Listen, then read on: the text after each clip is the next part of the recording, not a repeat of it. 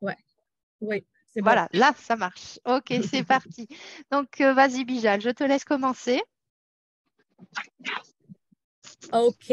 Bonjour, bonsoir, chers participants. Et nous sommes ici avec de retour avec le webinaire.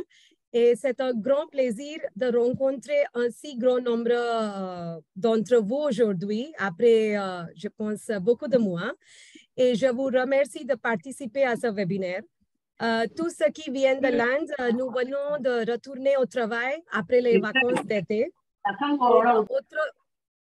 En dehors de l'Inde, je pense que vous êtes encore en vacances d'été, mais nous, les apprenants, les enseignants de français, sommes toujours en mode actif et à la recherche de nouvelles idées pour rendre notre processus d'apprentissage intéressant. Et IndoFrench Hub est heureux de présenter le webinaire aujourd'hui avec notre intervenante expert, Elodie Vasson. Elle est toujours prête à adopter de nouvelles stratégies pour améliorer l'apprentissage du français. Et depuis 4 ans, nous avons offert différents cours ensemble. C'est pas mieux. S'il vous plaît. Oula, Pramod, il y a du bruit derrière. Merci de vous mettre tous en silencieux. Merci. Oui, je l'ai fait. Je l'ai fait. OK. Je dis, depuis 4 ans, nous avons offert différents cours ensemble et nous annoncerons bientôt de nouveaux cours qui vont commencer en août et en septembre. Et nous vous enverrons une mise à jour par mail et vous pourrez suivre Indo-French Hub sur Instagram ou Elodie, le compte d'Elodie sur Instagram, Your Online French Teacher, pour des mises à jour régulières. Et sans plus attendre, je donne la parole à notre expert, Elodie. À vous, Elodie. Merci, Bijal. Donc, bonjour tout le monde. Donc, alors, pendant ce webinaire, j'aimerais, s'il vous plaît, si c'est possible, que tout le monde se mette en mute parce que des fois, il y a des bruits de arrière-plan et ça va gêner tout le monde. Donc, je vous poserai des questions de temps en temps. OK? Donc, je salue les gens que je connais et que je ne connais pas. Merci d'avoir pris le temps de vous connecter. Et on va commencer tout de suite. OK? Donc, alors évidemment, un webinaire d'1 heure, vraiment, ce n'est pas assez long, hein. Là, ce n'est pas assez long du tout. Donc, on va faire ce qui est possible. Priya, est-ce que tu peux couper ton micro, s'il te plaît? On va faire ce qui est possible pour tirer profit de cette heure et voir le plus de choses possible. D'accord? Donc, c'est parti pour la présentation. En avant. Alors, c'est parti. Donc, partager, partager audio aussi, partager. Donc, voilà un magnifique PowerPoint. C'est parti. Donc, ça va marcher. Voilà. Donc, les jeux en classe de FLE pour cours présentiel ou par visioconférence. Donc, comme c'est une seule heure, il va falloir aller très vite, mais aussi, je ne pourrai pas tout dire, hein, évidemment. Donc, tout d'abord, comme Bijal vous l'a fait remarquer, avec Bijal, nous collaborons. OK? Donc, avec un Indo-French Hub, j'ai déjà fait beaucoup de choses, dont l'activité mensuelle débat argumentation. C'est bien pour les C1, C2. On a préparé le C1 ensemble, le C2, le B2. On a fait créer une unité didactique. On a fait de la phonétique corrective, littérature, écriture créative, CV, lettre de motivation. Bref, on a fait des choses pour les professeurs de français en ligne, mais aussi pour les apprenants de FLE. OK? Donc, d'abord, avant toute chose, eh bien, avant de faire des jeux, il faut que vous fassiez une unité didactique. On est d'accord, hein? On ne peut pas, genre, allez, hop, je fais un jeu. Non. En général, le jeu s'inscrit dans une unité didactique. Cette unité didactique, vous l'aurez pensée avant. Et avec Bijal, justement, nous avons fait un webinaire gratuit sur comment créer une unité didactique. Et donc, vous le retrouverez sur le site web sur la page YouTube de Indo-French Hub, où pendant 1 heure, un peu plus d'1 heure, je vous explique comment créer une unité didactique et ainsi comment insérer le jeu. dans votre parcours d'apprentissage, parce qu'il faut qu'il y ait une certaine logique. OK? Donc, dans ce webinaire gratuit et dans le cours qui a suivi Créer une unité didactique, parce que nous avons fait un petit cours de 10 heures, nous avons vu différentes choses. Donc, surtout, ici, maintenant, ayez toujours en tête, à partir de maintenant, quelle sera votre unité didactique et surtout à qui vous vous adressez, des enfants, des ados, des adultes. Quoi? Vous faites quoi? Vous faites du FLE, du FLS, du FLI, du FOS, du FOU. Le FLI, c'est le français langue d'intégration. C'est quelque chose, c'est une nouvelle dénomination pour les migrants. Le FOS, donc objectif spécifique, FLS, français langue seconde, FOU, français sur objectif universitaire. Donc, vous faites quoi? OK? Parce que les supports, les contenus ne vont pas être les mêmes. Quelle approche, quelle méthode vous utilisez, communicative, actionnelle, mix, etc. Où est-ce que vous faites ça? Est-ce que c'est en présentiel, en ligne, en hybride? Bon, nous, on va voir présentiel et en ligne, donc bon, voilà. Et pourquoi? Est-ce que vous préparez un examen?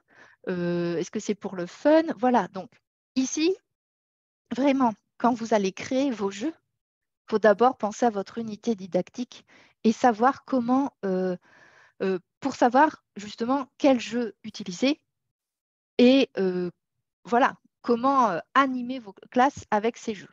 OK?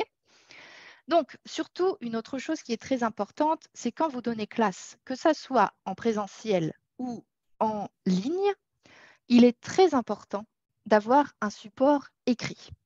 OK? Bon, j'ai seulement 14 ans d'expérience. Donc, 14 ans, ça va, c'est relativement correct comme expérience. Mais que ça soit en présentiel ou en ligne, il est extrêmement important pour les apprenants d'avoir un support écrit. Donc, c'est pour ça que très rapidement, je vais vous proposer les contenus que je mets à disposition des profs de FLE. Donc, tout d'abord, vous avez...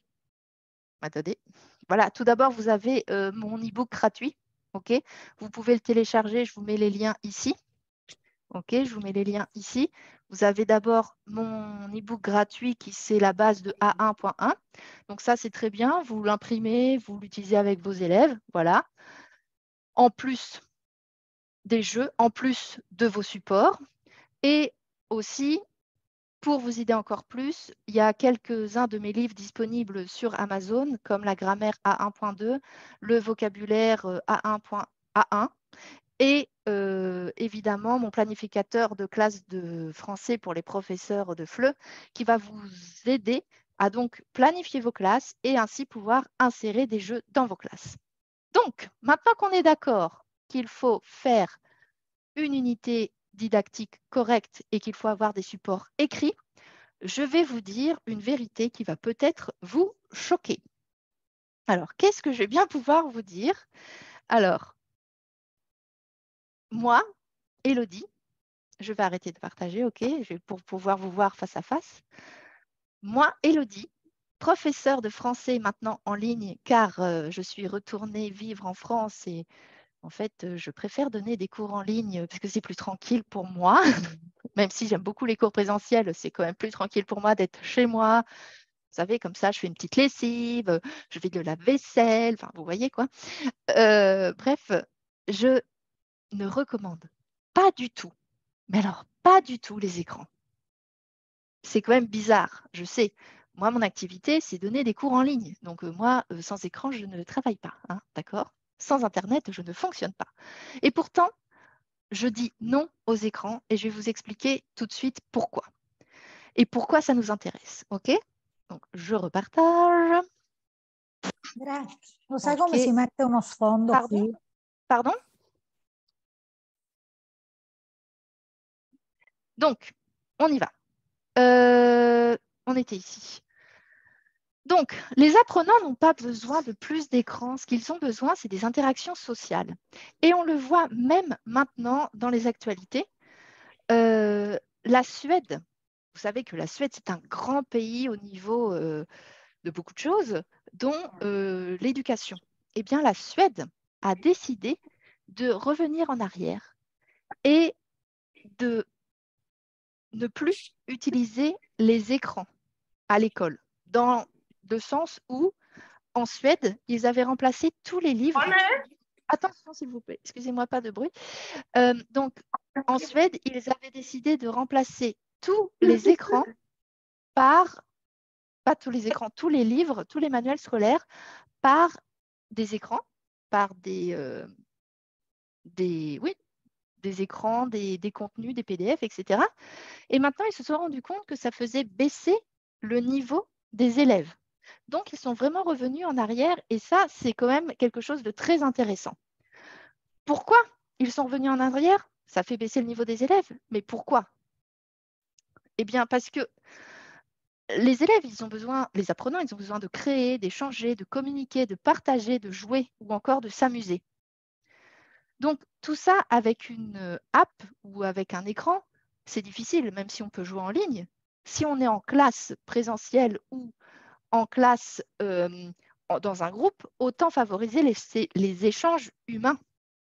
Donc, moi, je dis non aux écrans full-time, tout le temps en classe, et non aux apps en classe synchrone. Qu'est-ce que ça veut dire? Ça veut dire que si vous êtes professeur dans une école et si vous voulez que vos élèves fassent des exercices, vous pouvez de temps en temps utiliser une app. Si vous leur dites à télécharger ça et faites un exercice sur votre téléphone, pourquoi pas? Ça fait une activité un peu différente. Mais n'utilisez pas ça tout le temps à tous les cours en classe synchrone présentielle et encore moins en classe en ligne. En ligne, les élèves, ils ont déjà le problème d'avoir une barrière physique avec l'écran. Alors, si on rajoute encore une app, ça fait encore une autre barrière, une autre chose qui nous empêche d'être en contact avec nos apprenants. Donc, moi, vraiment, je déconseille totalement les apps ou tout ce qui peut être activité sur un écran en classe, parce qu'il faut favoriser les échanges, les interactions sociales entre pairs et avec le professeur. Par contre, oui, pourquoi pas utiliser une app avec autocorrigé lors des devoirs, pourquoi pas. Mais quand les élèves sont en classe, je préfère éviter. OK? Donc, c'est pour ça qu'il est important d'avoir un support papier, OK? Comme je vous l'ai mentionné précédemment. Bien. Mais ce qui est le plus important, surtout, c'est bouger. Que ce soit les enfants ou les adultes, le contrôle inhibiteur, les fonctions exécutives sont de moins en moins contrôlées, les fonctions exécutives sont de moins en moins contrôlées et le contrôle inhibiteur, c'est une catastrophe. Si vous êtes prof pour des enfants en présentiel, je vous mets au défi de me dire que les enfants de maintenant réagissent de la même façon que les enfants d'il y a 10 ans. C'est plus du tout la même chose. Maintenant, les enfants ont une façon de gérer l'information totalement différente des... Pardon, est-ce que vous pouvez mettre en muet, s'il vous plaît? Donc, les enfants maintenant ont une façon totalement différente de gérer l'information. Quelqu'un veut me dire le contraire, je vous laisse le parler. Mais dites-moi si vous ne voyez pas un changement.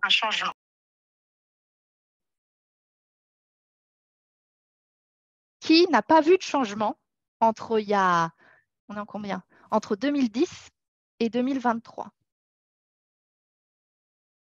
Bon, je pense que si vous n'intervenez pas... Alors, dites-moi.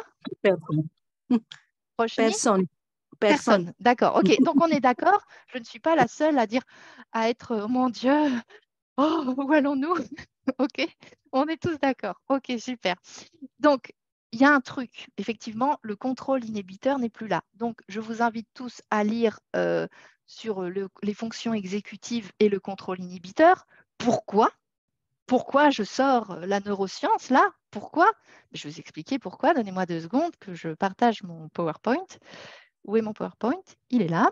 Pourquoi? Parce que ça fait partie des piliers de l'apprentissage. OK? Les piliers de l'apprentissage, c'est quoi? Selon les neurosciences, ce n'est pas moi qui ai inventé ça, d'accord? Je ne suis qu'une personne qui rapporte ces arguments d'autorité.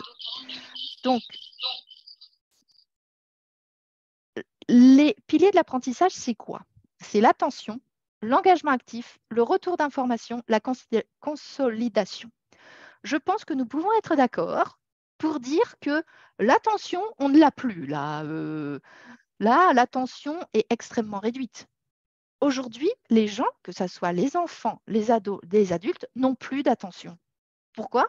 Parce que notre cerveau a changé à cause de l'utilisation des écrans. Et c'est donc pour ça que je vous dis de ne pas rajouter d'écran dans vos unités didactiques, dans vos parcours d'apprentissage. Oui, on peut mettre un peu d'écran, mais pas tout le temps, quoi. Ok? Un petit peu d'écran, oui, mais un petit peu, avec parcimonie, un tout petit peu. Et voilà, ne pas rajouter d'écran, quoi, en fait. Et c'est pour ça favoriser les supports papier. Ok, donc c'est pour ça que je vous ai envoyé les liens vers mon free ebook et puis vers mes livres Amazon pour vous donner des contenus. Donc, voilà où nous en sommes pour parler maintenant des jeux. Nous en sommes là. Nous sommes dans une situation où il faut éviter les écrans. Nous sommes dans une situation où il faut donner des supports papier.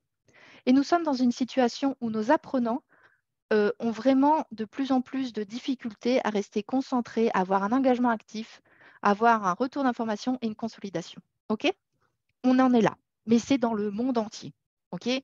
Je peux parler à des profs du monde entier, enfin j'ai parlé avec des profs du monde entier, c'est ce qu'ils m'ont dit. Donc, avant d'aller plus loin, est-ce que quelqu'un veut me dire quelque chose? Je suis d'accord avec vous.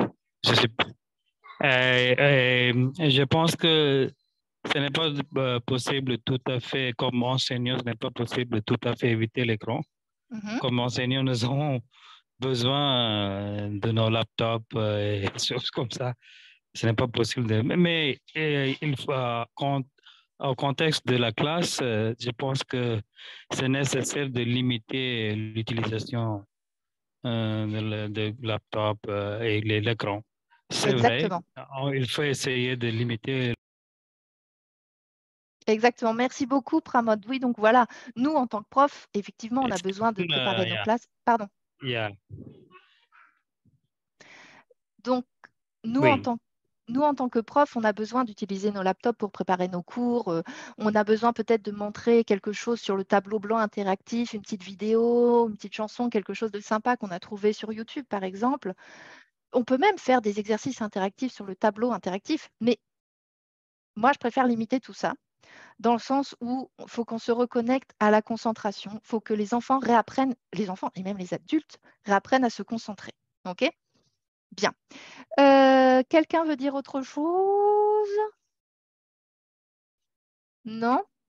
Ce que je propose, c'est le cours hybride comme modèle. Non, moi, en fait, je propose simplement des idées. Parce qu'on n'a pas le choix hybride, on n'a pas le choix présentiel, on n'a pas le choix en ligne. Enfin, oui, on peut donner le choix, mais moi, je ne dis pas ça, c'est meilleur que ça. Moi, je dis limiter les écrans. Limiter les jeux sur les écrans. Préférer les jeux physiques.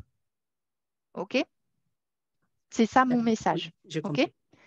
Alors, effectivement, sur l'écran, oui, si on fait un cours en ligne, évidemment, le jeu, il va être en ligne, il va être sur l'écran, mais il y a autre chose que de faire des exercices autocorrigés sur des apps en partageant un écran. Ça, c'est l'apprenant qui est déjà dans une situation extrêmement passive ne va pas être beaucoup plus actif. OK? Donc voilà. Si vous n'avez pas d'autres questions, je continue avec ma présentation et je vais vous montrer quelques photos. Quand je donnais des cours... Oui. Je vais poser une petite question. Vas-y, Sandra. Oui, bonjour à tous.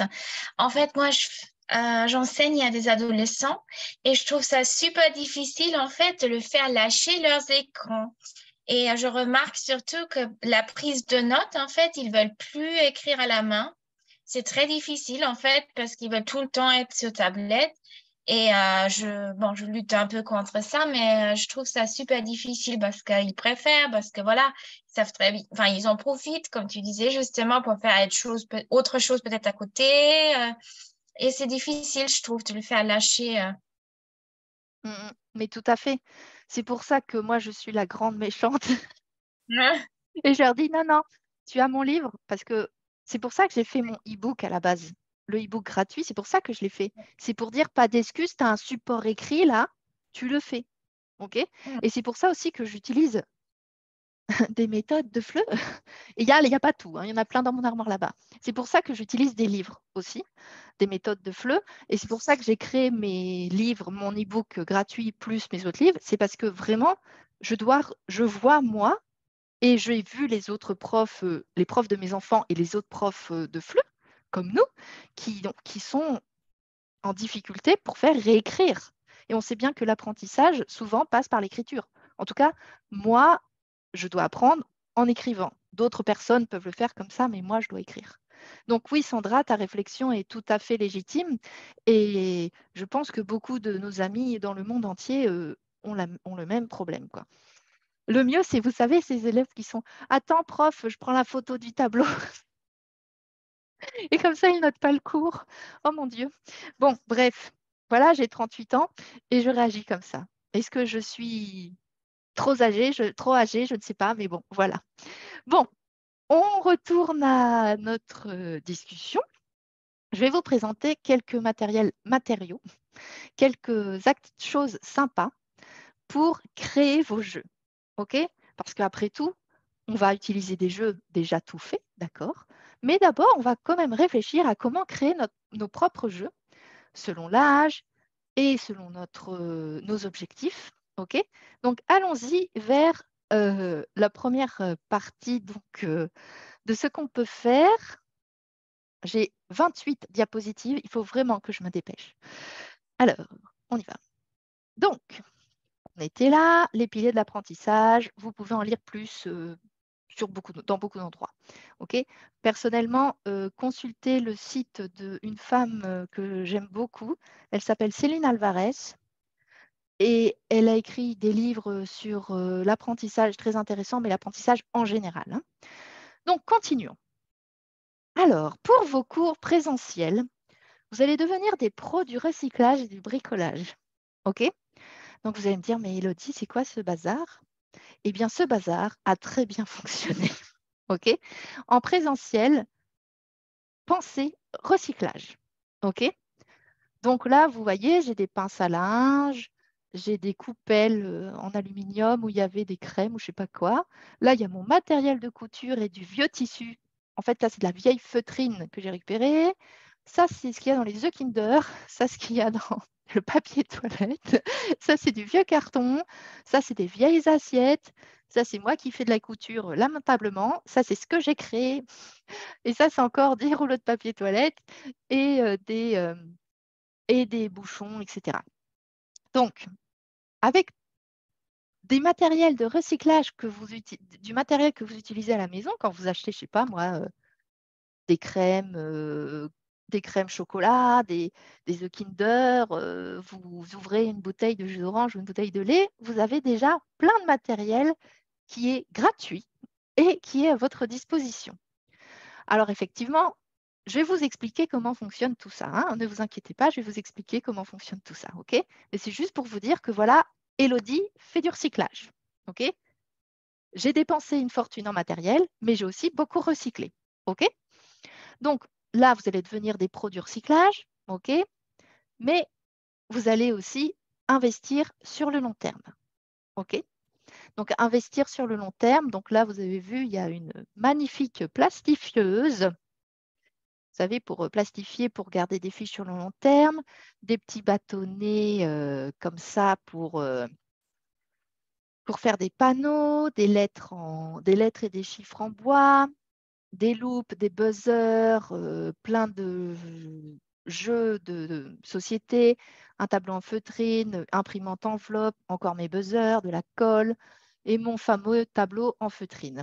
Donc, tout ce matériel, il a été utilisé en classe présentielle. J'ai encore beaucoup de ce matériel Et une autre partie a été donnée à des collègues quand j'ai déménagé, quand je suis partie d'Espagne et quand je suis revenue ici. OK? Donc, je vais vous montrer ensuite trois petites vidéos et après, je vais vous montrer ce qu'il en est. OK? Un moment. Hop là. Donc, comment ça marche? Donc, regardez bien ça. OK. Oh non. Yeah. Oh, che l'aria.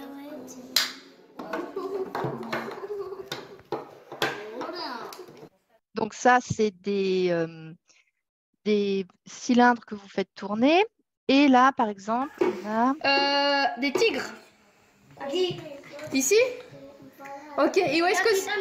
Ici aussi? Qui c'est qui voit des kangourous? Des kangourous. En Australie, c'est... Vous voyez que... Ah, il y a quelqu'un qui est en train d'écrire. Oui, vous êtes en train de me signaler ça. Oui, je vais vous expliquer ce que c'est un moment. J'arrive. OK? Un moment, j'arrive. Donc, vous avez remarqué donc ça. OK? Bien. Donc, ici, je vais arrêter de partager. Vous allez donc devenir des pros pour créer vos propres jeux.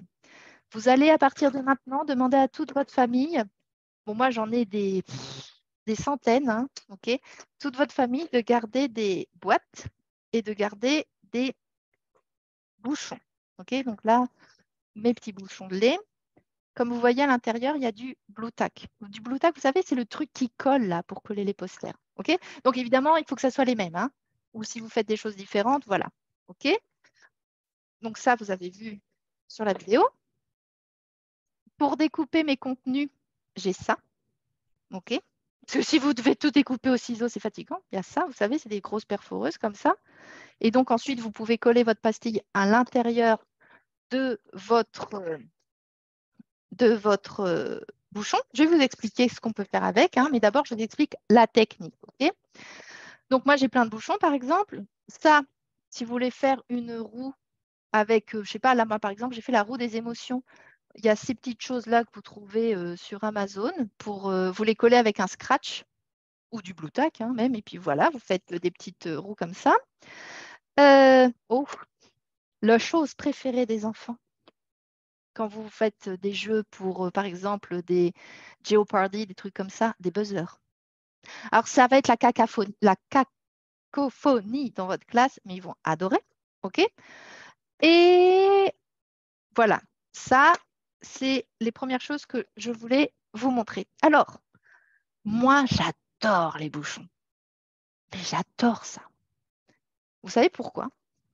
Vous avez vu que là, mes élèves, ils étaient très petits. Mais très petits. Ils avaient 4 ans, 5 ans. OK? C'était quand j'habitais encore en Espagne. C'est des élèves qui avaient 4 ans, 5 ans. Quand des élèves sont si petits, ils n'ont pas la... Vous savez, les mains, c'est pas... Voilà. Hein, puis même quand on est adulte, les mains, c'est pas facile. Donc, si vous faites un jeu où il y a une manipulation, c'est beaucoup plus facile de mettre un bouchon pour l'enfant et même pour l'adulte de saisir. OK?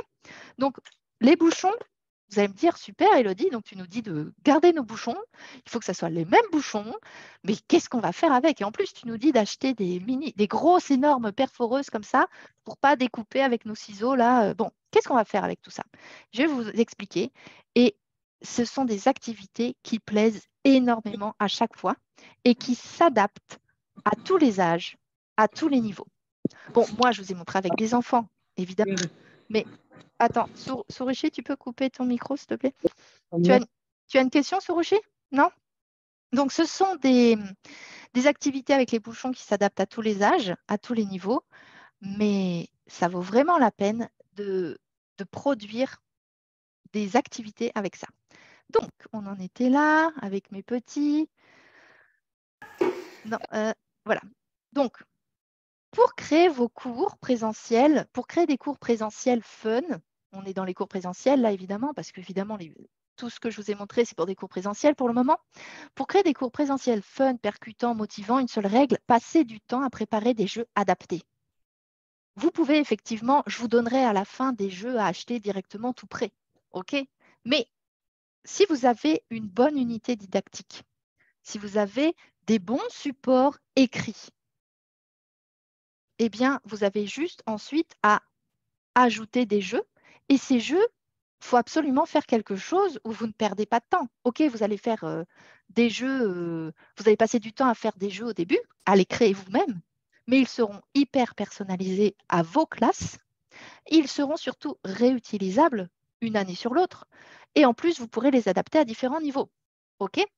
Donc, maintenant, si vous n'avez pas de questions, passons tout de suite à l'utilisation des bouchons. Alors, les bouchons, c'est vraiment pour tous les âges. OK? Et c'est très pratique pour diviser la classe en petits groupes. Si vous avez une classe de 30, vous faites des groupes de 5, par exemple. OK? Donc, évidemment, il faudra faire 5 sets de bouchons. Mais voilà. Alors ici, vous remarquez, donc c'est pour des petits, mais ça peut aussi s'utiliser pour des grands. Hein, voilà. Sauf si vous travaillez dans quelque chose de très professionnel où là, Garfield, ça ne passe pas. Donc là, il fallait, dans ce jeu, comme vous le voyez, j'avais des bouchons bleus, les mêmes, et des bouchons rouges. Et comme vous le voyez, il fallait associer image et écriture. OK? Vous voyez comment ça marche? Il fallait associer, par exemple, ici, on a le Garfield qui fait… Attendez. Ici, il y a le Garfield qui fait « Je me brosse les dents ». Du coup, il fallait l'associer avec celui-là. Donc, évidemment, vous mettez tout ça à l'envers pour créer, par exemple, des memories, des bingos, des lotos. Et vous pouvez changer ce que vous voulez. Alors, si vous faites un memory, choisissez évidemment le bouchon similaire, parce que normalement, un memory, il faut retrouver où est-ce que c'est placé. Donc, mettez des bouchons similaires ou à la rigueur, faites un tas avec image, un tas avec mots ou définition, etc. Le bingo, ça marche aussi. C'est beaucoup plus facile de piocher des bouchons. OK? Le loto, idem. OK? Vous pouvez aussi mettre des mots.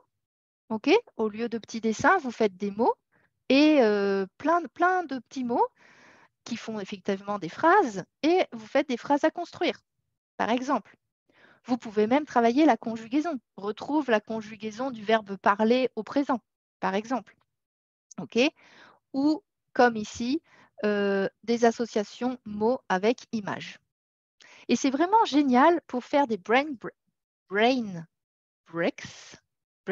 Bon, mon accent anglais n'est pas génial. Pour faire des pauses, OK, en passant d'une activité à une autre, c'est vraiment bien pour faire un petit moment jeu de 10 minutes et pour le présenter à vos élèves. Ça change de la routine du cahier, la routine du livre, etc. Et ça permet de mettre en place les objectifs, les compétences visées.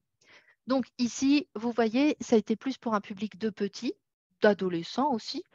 Et c'est vrai que j'ai déjà utilisé ça dans des entreprises pour des cours de français professionnels avec des images. Je n'ai pas utilisé ça avec Garfield, hein, évidemment, j'ai changé. Mais j'ai fait des choses comme ça, par exemple à l'école d'énotourisme, quand on travaillait les cépages ou quand on travaillait l'élaboration du vin, j'avais les étapes en images et j'avais les mots et il fallait les associer. Donc, c'était vraiment sympa, quoi. Et ça s'adapte à tout. Et vous pouvez faire memory, bingo, phrase à construire, conjugaison, association d'images. C'est vraiment super bien pour diviser votre classe en petits groupes, faire un petit moment jeu. Et voilà. Et une fois que vous avez préparé tout ça, ben, ça y est, vous êtes tranquille en fait. Une fois que c'est fait et vous l'avez pour plusieurs années. Donc, ça va vous demander du temps pour le faire, mais ça vaut vraiment, vraiment la peine. Alors, est-ce que vous avez des questions là-dessus, s'il vous plaît? Est-ce que vous comprenez comment utiliser ça, les bouchons? Oui, je pense qu'elle a une question, oui. Oui, Julia, vas-y. Je n'ai compris, c'est quoi loto et bingo, comment on fait?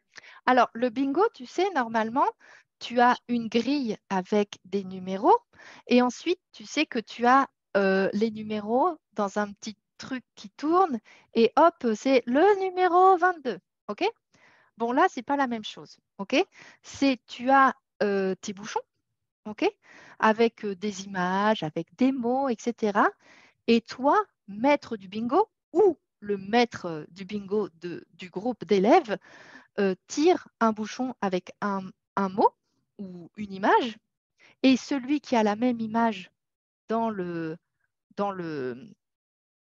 ses bouchons, eh bien, va dire, ah, c'est bon, j'ai l'image, donc c'est bon, il peut retourner. OK, il peut retourner, il peut mettre à l'envers, donc il ne voit plus l'image. Et quand il a une ligne, il dit ligne. OK, et quand il a tout, il fait bingo. OK? Merci. Je ne sais pas si mon explication est superbe. Voilà, et donc ça, c'est bingo. Et le loto, c'est simplement, tu sais, un cheval. OK, donc comment ça se passe, ça, le loto? En fait, le loto, ils sont par groupe de 4 ou 5, pareil. Et les bouchons sont à l'envers. OK? D'accord? Les bouchons sont à l'envers, ils ne les voient pas. OK? Et ils ont une grille papier avec ce qu'il y a sur les bouchons. Et donc, quand ils prennent quelque chose, il faut qu'ils le remettent sur leur grille papier. OK?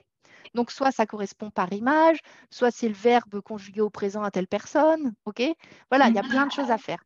Et les bouchons, vraiment, c'est tout bête, mais ça donne une plus-value impressionnante. Donc, voilà. D'accord. D'autres questions? Non? C'est bon? Ça va? Donc, on continue. OK? Parce que j'ai beaucoup de choses à dire encore. Donc, les bouchons, très bonne idée. Ensuite, qu'est-ce qu'on peut faire avec les plus petits? Il y a quelque chose d'absolument magique, c'est le tableau de feutrine. Alors, c'est tout simple. Vous achetez ou vous trouvez, OK, un panneau en bois, là, comme ça, hein, je ne sais pas, comme ça, un panneau en bois, un panneau en carton, mais moi, je préfère le bois. Et vous mettez d'un côté de la feutrine blanche, de l'autre côté de la feutrine noire ou bleu marine. OK? Et vous créez vous-même des petits personnages, comme moi j'ai fait ici. OK? Et vous utilisez ces petits personnages que vous collez au tableau de feutrine, parce qu'en fait, ça se colle tout seul en fait, sur la feutrine, ça se colle tout seul. OK? Pour illustrer vos histoires, pour illustrer vos activités de compréhension ou de production orale. Donc, moi, par exemple, là, vous voyez, j'ai utilisé ça, je lisais une histoire, OK? Donc, c'était un public français, langue maternelle, mais scolarisé en espagnol, catalan, OK? Donc, bon, moi, c'était plus facile, il parlait déjà un petit peu français, OK? Et donc, pour expliquer l'histoire, j'avais mis donc sur ce tableau de feutrine les différents personnages au fur et à mesure de l'histoire, OK? Et ça permettait aux enfants de visualiser l'histoire, ça permettait de donner quelque chose de matériel par rapport à cette histoire, cette compréhension. Et ensuite, ça leur permettait de les motiver dans l'activité de production orale. Par exemple, il prenait l'enfant, l'apprenant prenait le petit personnage et commençait à expliquer des choses sur lui. Donc, ça motivait beaucoup plus la production orale et ça favorisait la compréhension orale ou écrite. Donc, moi, j'ai fait ça pour illustrer des histoires. Et ce tips, cette astuce, m'a été donnée par une professeure des écoles à la retraite au Mexique, que j'ai rencontré quand j'étais à Barcelone. Alors, je ne sais pas si vous avez ce tips-là, si c'est quelque chose de répandu en Inde, mais elle m'a dit qu'au Mexique, elle avait vu beaucoup de professeurs faire ça. Donc, moi, j'ai trouvé ça une très bonne idée. Et voilà, donc quand vous lisez une histoire aux plus petits, préparez vos petits personnages en feutrine et faites-les apparaître sur votre tableau de feutrine. Et ensuite, faites vos apprenants jouer avec eux, parler, interagir avec ces petits personnages que vous avez créés. OK? Donc, c'est pas en soi, c'est pas vraiment un jeu, c'est plus un support visuel, mais ça crée des activités ludiques. OK? Est-ce que vous avez compris l'intérêt du tableau de feutrine? Ça va? Alors, comme je ne vois pas tout le monde, si vous avez une question, n'hésitez pas. Et juste pour information, si vous avez des mamans qui s'ennuient, des mamans qui s'ennuient, des mamies qui s'ennuient, allez, au boulot mamie, au boulot maman, fais-moi des personnages. Voilà, OK? Ou si vous ne savez pas quoi faire, ben voilà. Quelqu'un a une question? Vigie, tu as une question? Oui, Elodie, Swati ici. Ah, Swati, vas-y. Oui, Elodie, vous avez nous expliqué que vous faites deux trucs. Il y a le rouge et le noir ici. Ah non, alors non, tu vois, là, il y a un côté qui est blanc. OK, tu vois, il y a un côté qui est blanc là. OK. Et de l'autre côté, il est bleu. OK. Et comme je voulais faire quelque chose de fancy, j'ai mis un ruban rouge tout autour que j'ai collé. OK? D'accord? D'accord, d'accord. OK? Donc, vraiment, ça, c'est vraiment super pour les petits. Et même pour les personnes qui sont mamies depuis pas longtemps, pour faire des activités ludiques pour leur petit-fils. Hein?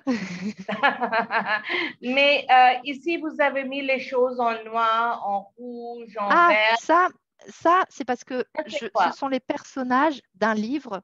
Ce livre s'appelle Le monstre des couleurs et c'est un livre qui est utilisé pour les enfants de maternelle pour leur faire apprendre leurs émotions. OK? Pour que les enfants de maternelle apprennent à identifier leurs émotions. Comme ça, ils seront des adultes qui savent gérer, identifier leurs émotions et ensuite gérer leurs émotions. OK? Donc ça, c'est typique du livre que j'ai expliqué à ces enfants-là. OK? Dernière chose que je voulais vous faire remarquer ici, c'est regarder ma position. OK? Vous voyez que on est dans une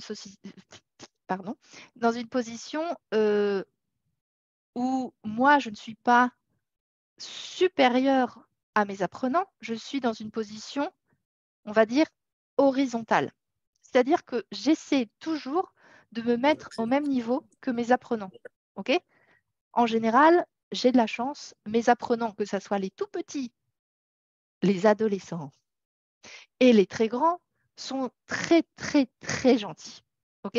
Alors, je ne sais pas si c'est parce que je fais peur ou autre, mais en tout cas, ils sont toujours très gentils. Donc, moi, j'essaie toujours de me mettre dans une position pour être au même niveau que mes apprenants parce que ça facilite aussi la communication et ça facilite le jeu. OK? D'accord? Donc, voilà. Ensuite, on continue. S'il n'y a pas de questions, on continue.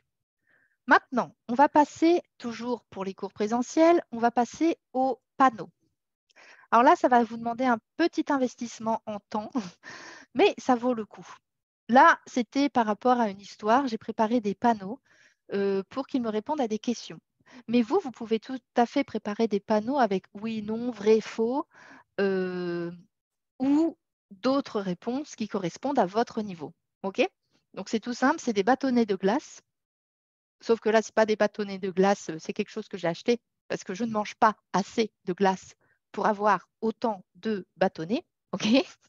Et donc là, c'était par rapport à une activité de compréhension et toujours par rapport à une histoire chez des petits. OK? Mais ça peut s'utiliser pour tous les âges et pour un groupe énorme. Bon, évidemment, si vous avez un groupe énorme, il faut faire beaucoup de panneaux. Hein? Mais comme ça peut ça vous permet de faire des jeux de compréhension orale ou écrite, de révision de vocabulaire ou travail de la grammaire. Il faut juste sortir le panneau, il faut distribuer les panneaux et chaque élève pourra sortir son panneau pour répondre, etc. Ensuite, ils se regarderont. Ça pourra créer des situations loufoques, drôles.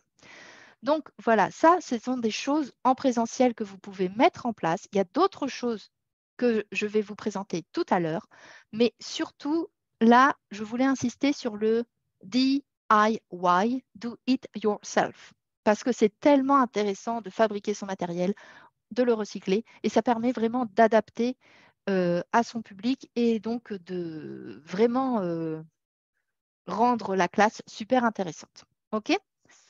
Donc, les panneaux, je les ai utilisés chez les petits, mais aussi chez les grands, et ça marchait bien. OK? Donc, voilà. Est-ce que vous avez des questions sur les panneaux? Vous voyez comment les utiliser ou pas?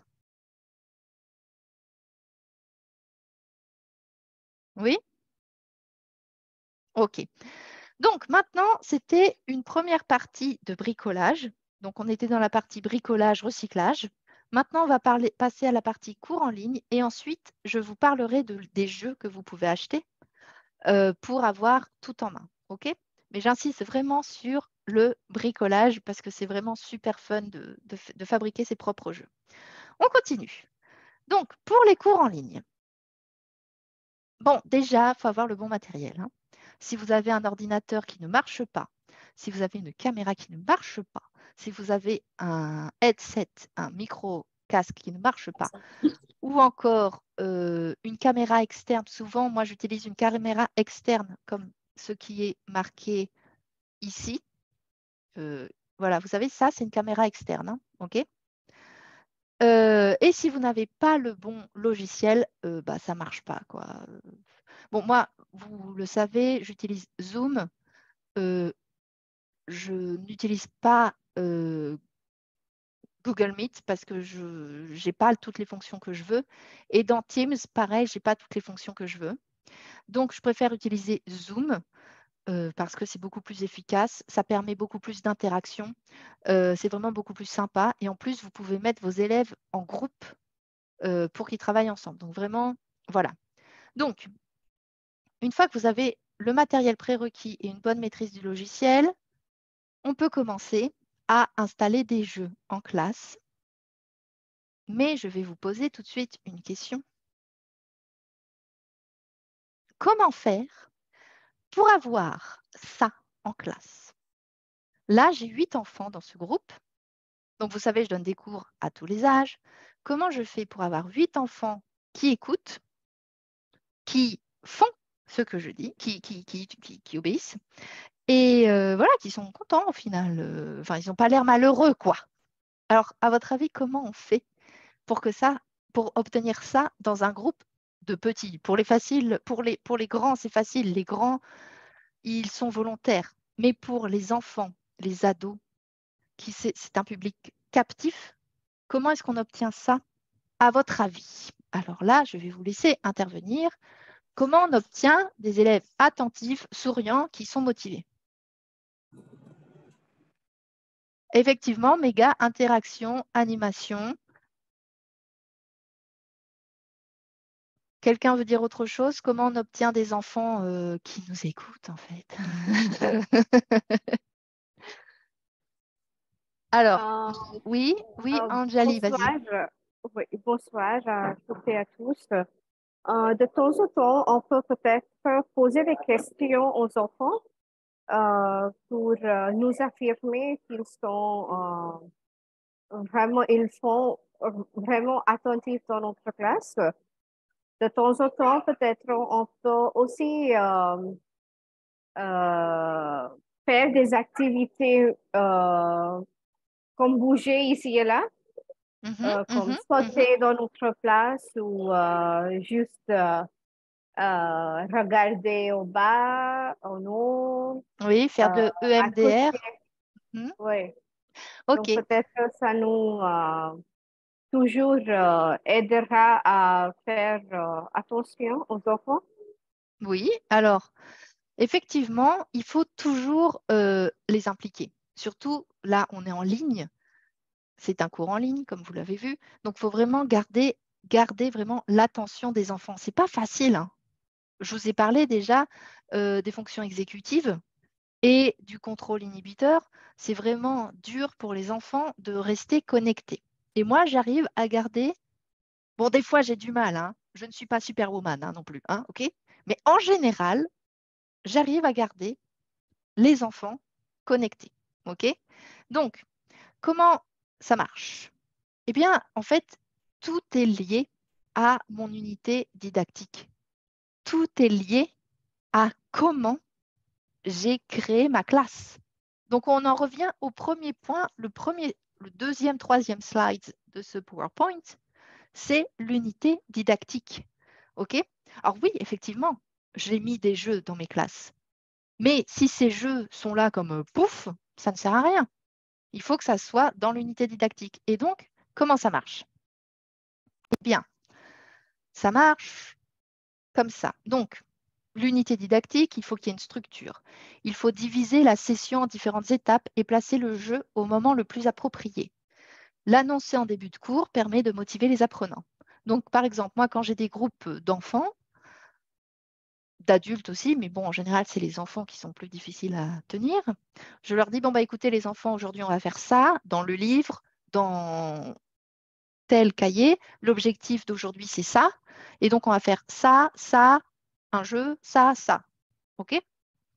Donc, ils savent qu'il y a le jeu. Donc, ça veut dire que c'est une récompense, le jeu. Parce qu'ils savent très bien que s'ils ne sont pas sympas, ils n'auront pas le jeu. Hein. Donc, voilà. Parce que Élodie, elle a son plan, il faut qu'elle fasse son plan. OK? Donc, ils sont conscients de ce qui va se passer pendant la classe. Ils savent qu'il y a un jeu. OK? Ensuite, oups, je suis allée trop en avant. Pardon. Ensuite, la clé du succès, c'est adapter les contenus à la saison. Évidemment, quand c'est Noël, on fait un truc sur Noël. Quand c'est Halloween, on fait un truc sur Halloween. Ou des contenus de la méthode utilisée.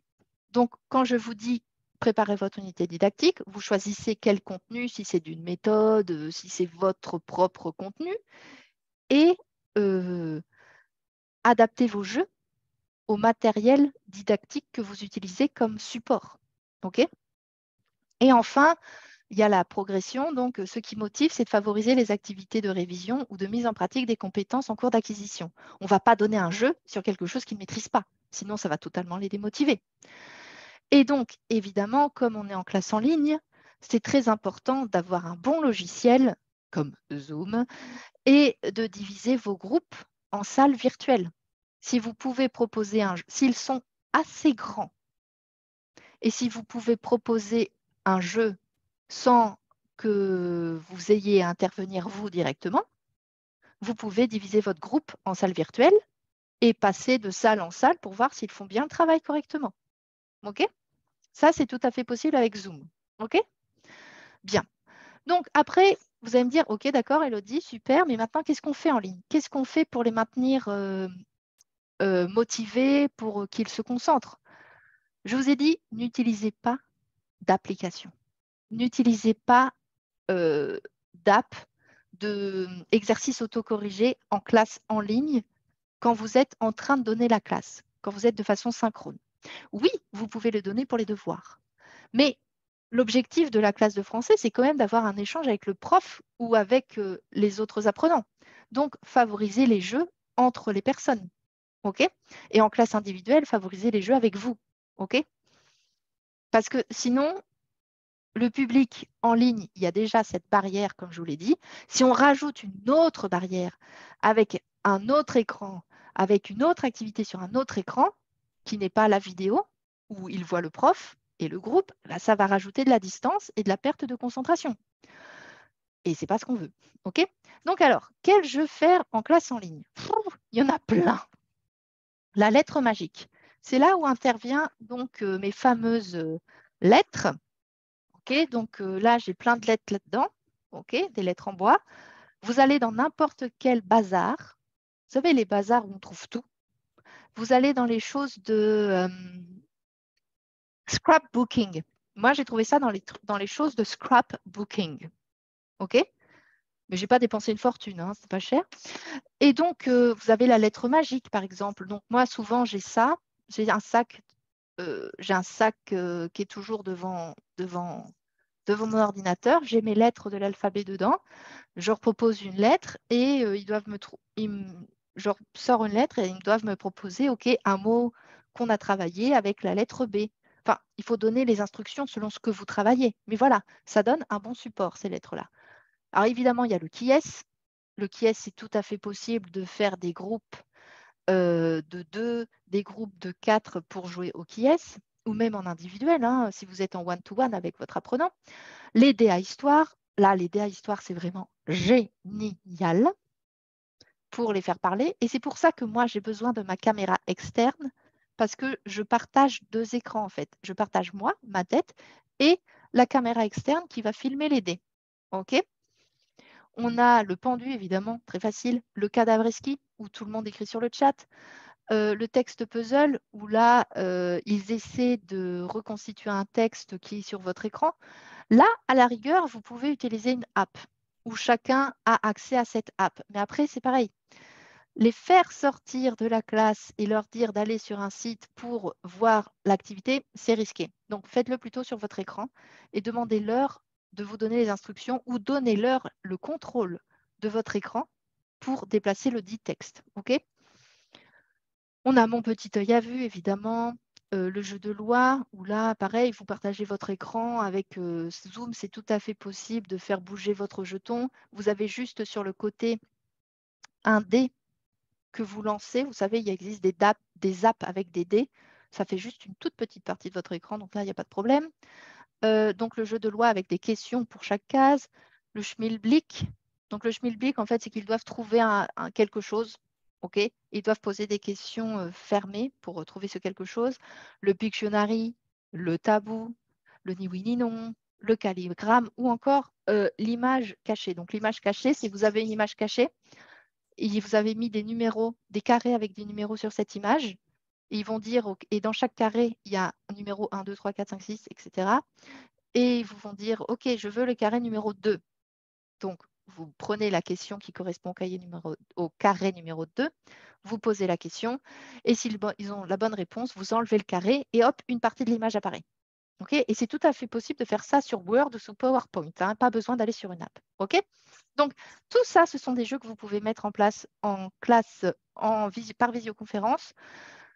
Mais évidemment, il faut avoir un bon logiciel. Et donc, c'est pour ça que je vous recommande Zoom. La version payante, évidemment, parce que sinon, vous devez faire des cours de 45 minutes avec maximum 2 personnes ou 3, je ne sais plus. Donc, voilà. Bien. Et enfin, si vous voulez générer des jeux pour qu'ils fassent des jeux écrits, parce que ça, c'est plus quand même l'oral ou le dessin. Si vous voulez faire des jeux écrits, je vous conseille 2 sites absolument formidables et gratuits qui s'appellent Puzzle Maker et altastic.com. Donc, qu'est-ce que c'est que ça? Puzzle Maker, c'est américain et vous pouvez faire tout ce que vous voulez. Mais il y a plein de choses. Vous pouvez faire des mots mêlés, vous pouvez faire des mots croisés, c'est ça, des mots croisés. Vous pouvez faire des mots écrits à l'envers, des messages secrets. Enfin, allez découvrir ça. Et ça, c'est vraiment super pour créer des jeux d'équipe ou des jeux en classe individuelle aussi. Okay, donc, allez sur ces 2 sites-là, Puzzle Maker et l'autre d'avant qui est Altastic. Altastic. Je vous laisse noter ça. OK?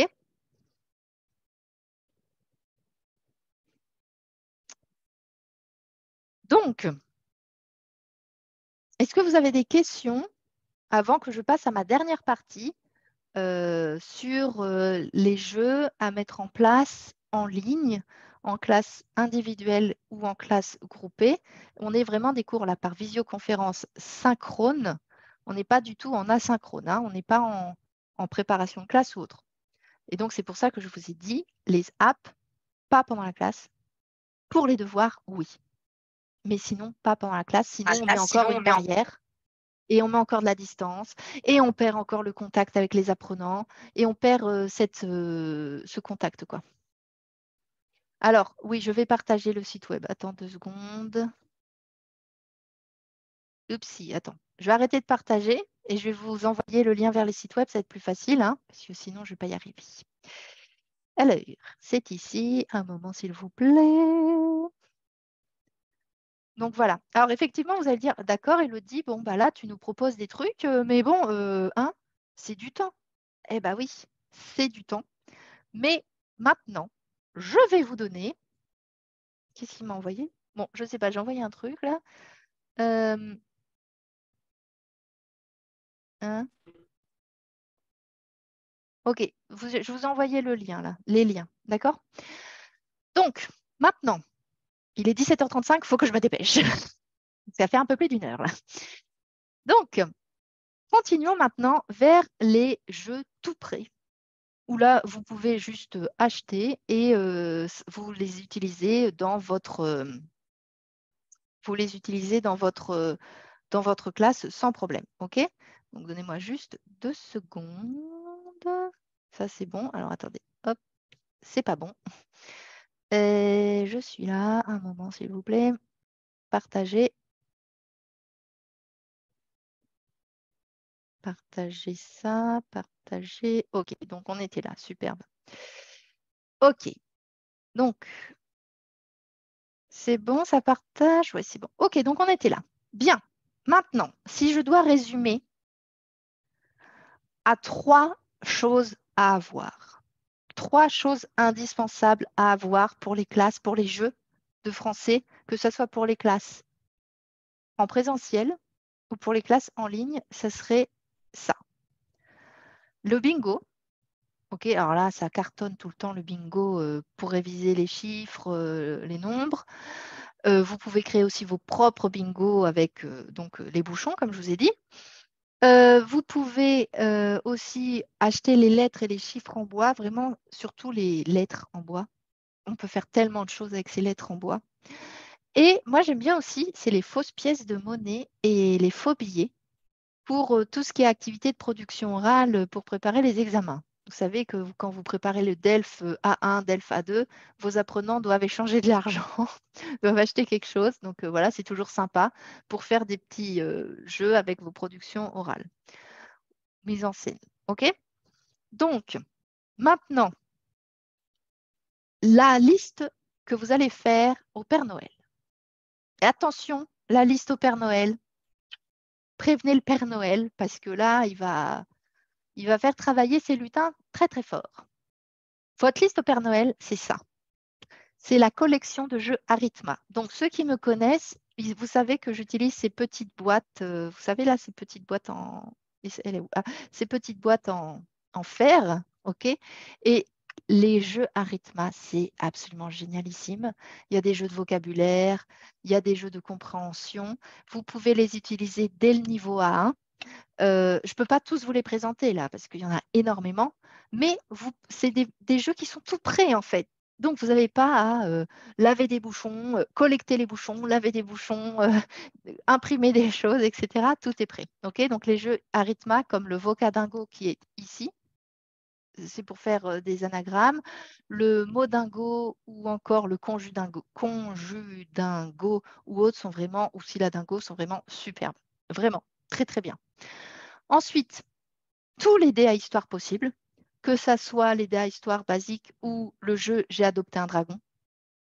Le jeu J'ai adopté un dragon est absolument génial. C'est des dés à histoire, mais vraiment spécifiques, où vous achetez simplement une boîte à dés à histoire pour faire parler vos apprenants.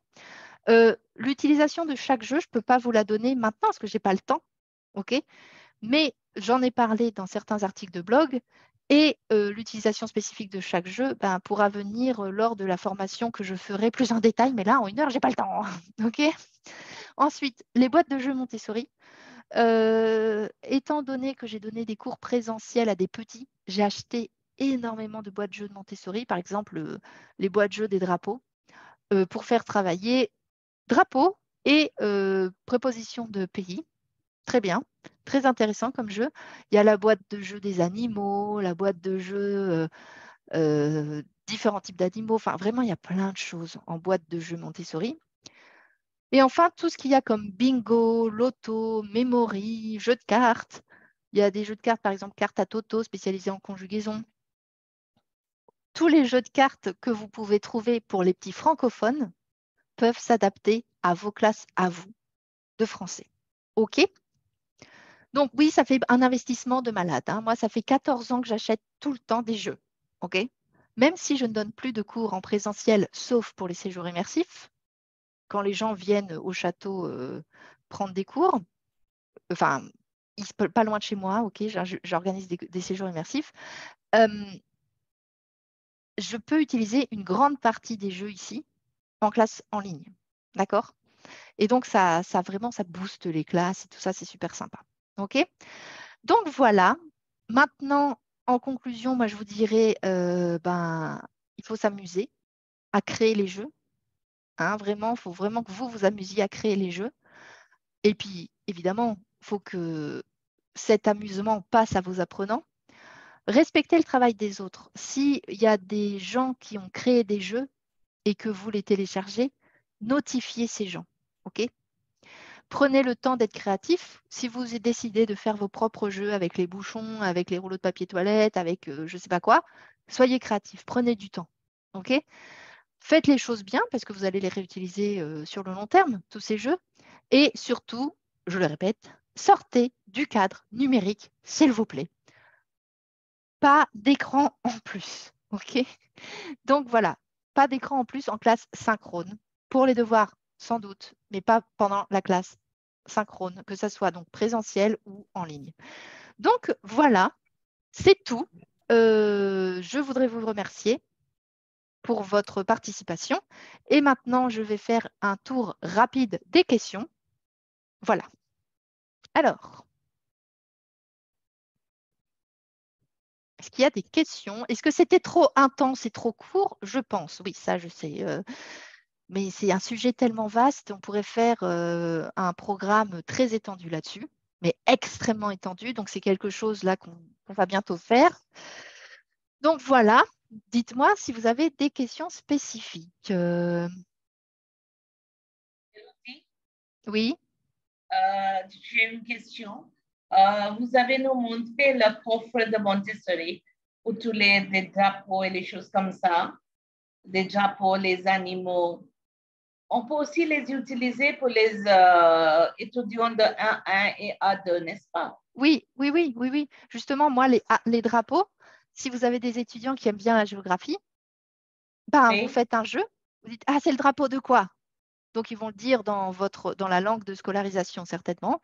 USA, India, OK? Oui, mais c'est comment en français? Ah, ben, on apprend le mot en français. Et ensuite, c'est quoi la préposition? C'est O, en, A, O, A, U, X. Voilà, OK?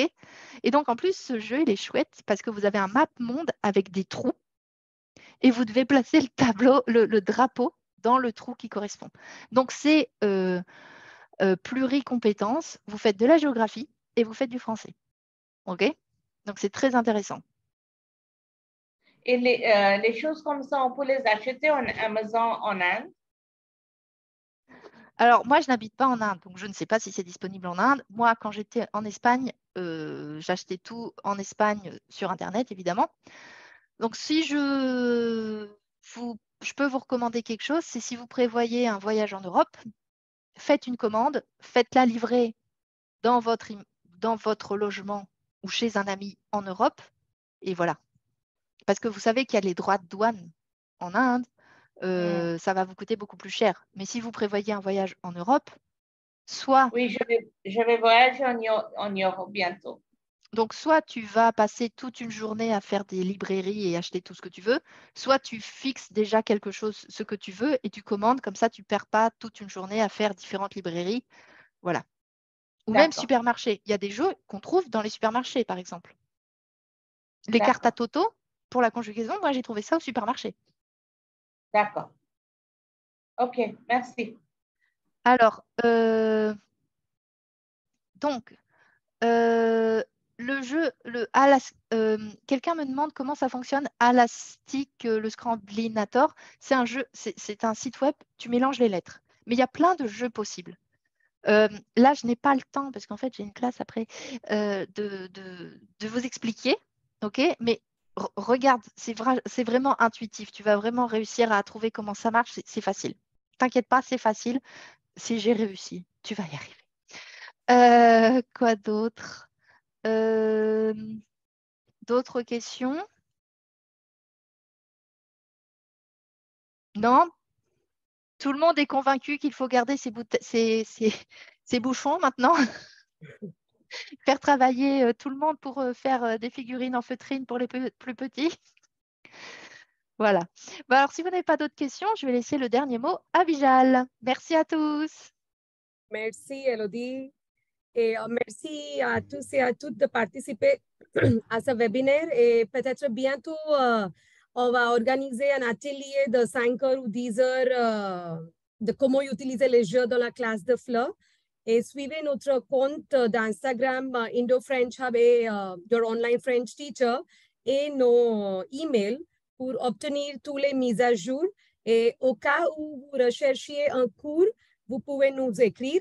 Et bientôt, on va commencer avec les cours de DELF et DALF et cours de conversation et de littérature et écriture créative au mois d'août et septembre. Alors, merci tout le monde. Oui, Elodie. Et le cours de débat, n'oublie pas. Ah oui. L'activité mensuelle de débat. Oui, et c'est déjà, ça fait maintenant 6 mois, on a organisé le cours de débat et argumentation chaque mois et ça va continuer et on va vous envoyer le mail à propos de tous les programmes qu'on va annoncer bientôt. Merci et bonne soirée à tous. J'ai une question, est-ce que je peux interrompre? Oui, j'ai une question. Bonjour Elodie, je voulais savoir un peu plus sur les cours de débat et argumentation. Et parce que je n'ai pas beaucoup de temps d'assister des cours réguliers. Alors, donc, je t'interromps tout de suite, Rouchi, excuse-moi, je t'interromps tout de suite. Bijal va te donner toute l'information, donc contacte Bijal, elle va tout te donner comme information. Ok, d'accord. Et enfin, Nidi, alors ce que j'ai donné, évidemment, les exemples que j'ai donnés, c'est pour les enfants, mais comme je t'ai dit, ce que j'ai fait, les exemples que j'ai donnés, je les ai adaptés à des adolescents, à des adultes et même à du français professionnel. Donc, c'est vraiment à toi d'avoir la créativité pour dire, OK, j'ai ce matériel, maintenant, il faut que j'adapte ce matériel et mes questions à mon public. C'est pour ça qu'au début, je vous ai dit, attention, créez une unité didactique d'abord. Identifiez votre public, c'est la clé. Et après, tous les jeux peuvent s'adapter. Voilà. Ok, merci Elodie. Donc, Bijal? Oui, c'est tout et bonne soirée à tout le monde et on termine ici. Merci. Merci tout le monde. À la prochaine. Au revoir. Merci Au revoir. Elodie, au revoir. Au revoir. Merci.